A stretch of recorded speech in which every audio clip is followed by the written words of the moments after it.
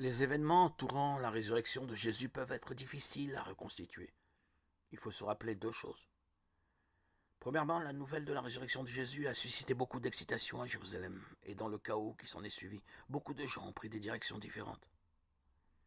Les groupes étaient séparés, plusieurs groupes différents se sont rendus au tombeau, peut-être plus d'une fois. Deuxièmement, les auteurs des évangiles n'ont pas cherché à faire un récit exhaustif.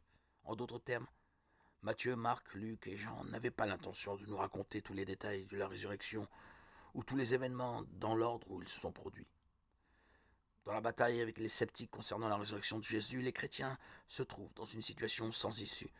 Si les récits de la résurrection s'harmonisent parfaitement, les sceptiques prétendront que les auteurs des évangiles ont conspiré ensemble.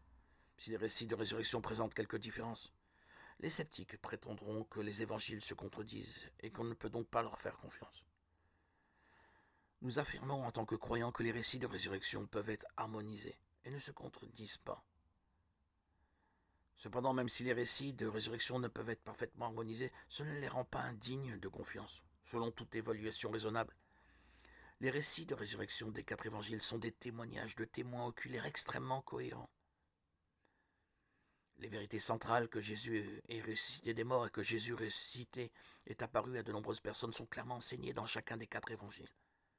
Les incohérences apparentes se trouvent dans les questions secondaires. Combien d'anges ont-ils vu dans le tombeau? Un ou deux?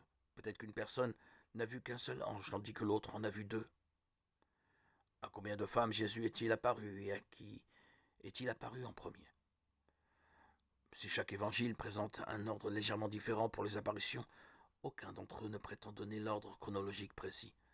Ainsi, si les récits de résurrection peuvent sembler incohérents, on ne peut pas prouver qu'ils soient contradictoires.